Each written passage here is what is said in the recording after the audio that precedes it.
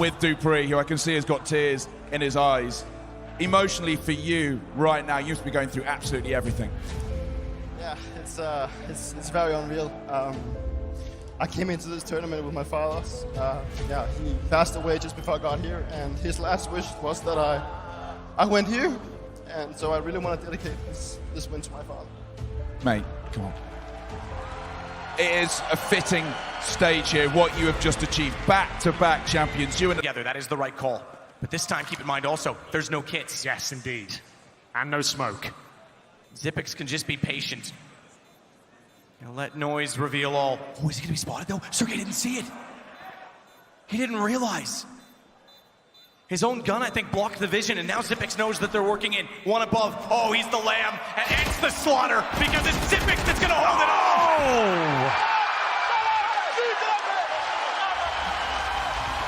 He went up higher, and I was like, yeah, that's probably a good idea, because we knew he only had a CC, so he needed that close range.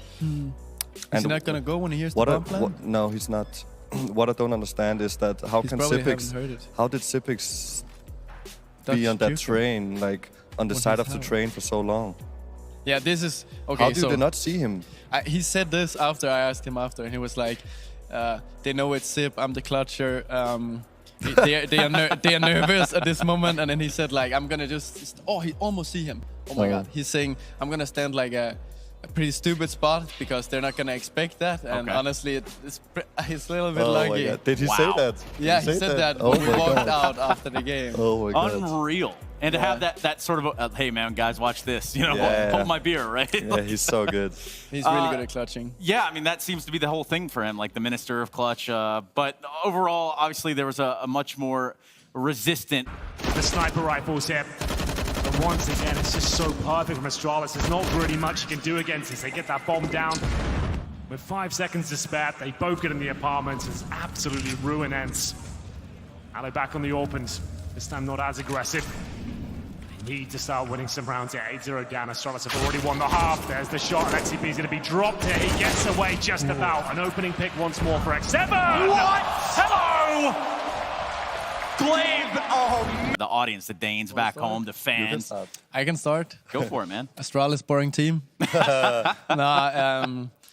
Yeah. Let me comment on that real quick. Like, Astralis is not a boring team. We just like to go into every single detail and do the best we can to be as well prepared as possible, play slow and methodical, because we think that's the way to go, and it is, and we're showing it time and time again. So let's not, of course people can call us boring, because It's just amazing, so we're just going to keep grinding. We're not going to give up.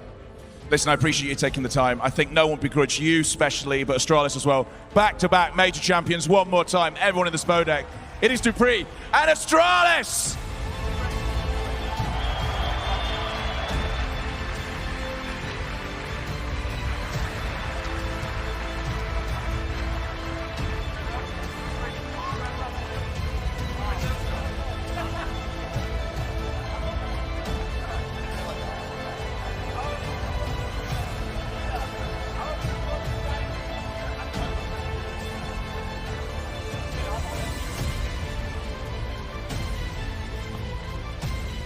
Incredible. Dupree, one of the many players who has set his life goals into the world of Counter-Strike, and you can see it coming into fruition. So much sacrificed in pursuit of glory, and glory they get once again. Okay, how did they not see him? He said this after I asked him after, and he was like, "They know it's Xyp. I'm the clutcher. They are nervous at this moment." And then he said, like, "I'm gonna just." Oh, he almost see him. Oh my God. He's saying, "I'm gonna stand like a pretty stupid spot because they're not gonna expect that." And honestly, he's a little bit lucky. My God. Did he say that? Yeah, he said that when we walked out after the game. Oh my God. Unreal. And to have that sort of, hey man, guys, watch this. You know, hold my beer, right? What happens when Billy08 or whatever tweets me and says, "What about NIPs 87 and 0? How do I reply to that tweet? You tell him that this is the most competitive era of Counter-Strike in its entire history and different versions. The game has never been played at this level. There have never been so many resources poured in. There have never been so many people playing, watching, studying, and preparing the game. So the 87 and 0 of that time can't compare to the Astralis dominance of now." And on that note, we bid you farewell. And that's enough from myself, Machine, Sean Gares, Sponge, and we head over to Trace Stunner Sorrenthus. Just that little bit of time. Xyp9x knew surely where they were coming from. Nate should get him. Should, but will he find the kill first? Sorge, 17 years of age to try and keep them alive, not concede overtime point. Molotov already down on top. He can force dupreeh back, but he actually just walks forward. Low HP. He's got it. Does he have the time? He's got the kid. He will. He should. And it's going to be so close. He's going to be extremely close, but they'll get number 8. They desperately needed that round. Around. He's got one down already. He's isolated Sergey, but the reload could cost him. Sergey holds on and then get their second.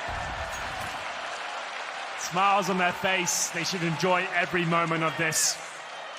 4 of these players in their first major, and they grab.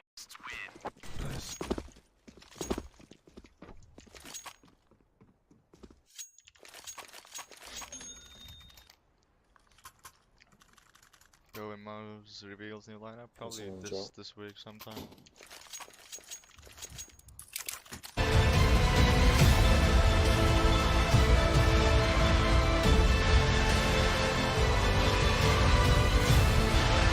Astralis, they join an elite club, back-to-back majors, 3 in the cabinet. They don't lose a single map on the Spodek stage. Untouchable, undisputed. Astralis, your kings of Counter-Strike. Fortunately, he'll burn. He'll burn it, but the nade in response to Lexi, he's in the open. They're so good with utility on the Astralis side. Savu can get an extremely quick retake here, and already with time dipping away, Drakeno missed the first shot, but it knows of the info. Piku takes out Hampus, though. This might get a little bit more shaky now. Scream luckily trades, but the same for Twixie. Draken to reply, 2-on-2 though. Ooh, and the bomb, yeah, no time. Draken, oh Draken! Wow! Oh! Beautiful shot from Draken. Wow. That's a perfect sequence. He does not allow anybody to save. He does not allow anybody to defuse. That's it. You know, you lose. Yeah, this is okay. How do they not see him? He said this after I asked him after, and he was like, "They know it's Xyp. I'm the clutcher.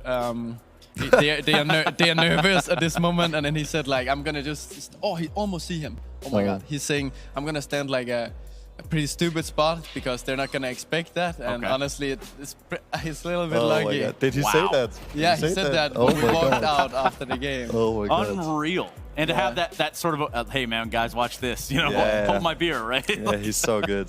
He's really good at clutching. Yeah, I mean, that seems to be the whole thing for him, like the Minister of Clutch. 2 isolated battles at this point because Ariel's a half a map away. But Sergey's got a good position there. He only has a...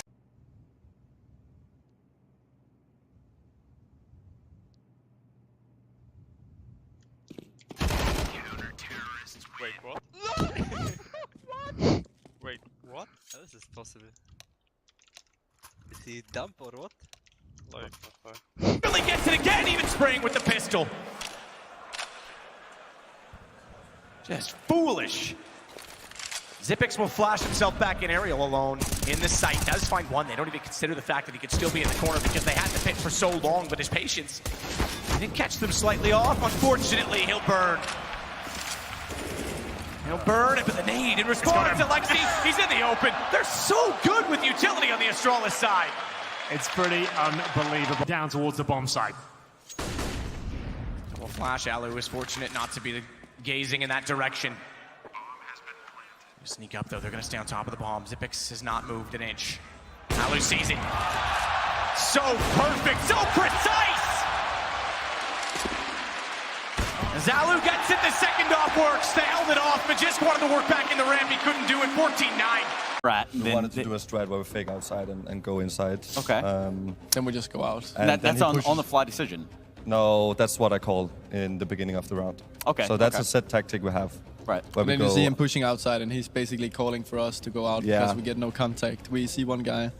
I think it's in sandwich, and then we just get the round pretty easily. They stacked 3 guys inside, and one guy pushed up lower. So when I got outside, I saw no one, and we saw one in between the trains, and then we just went for him. And this is... He's actually going to fall off. Probably the better call. He can certainly hear them working their way back in. He'll even consider Banana at this point in time because it's planted for him. He can swing out. Xyp9x, he stays directly on top. At the emo position, it's a perfect way to swing. He can drop down, cover off anyone to his left. And Howler's the only one there so far. Again, the AWP, up close as it is. Utility thrown in, flash dodge. Pacific goes for it. Exactly the play that was called out. 2-3 back in. He finds both, and it's 7-0. It doesn't get much better.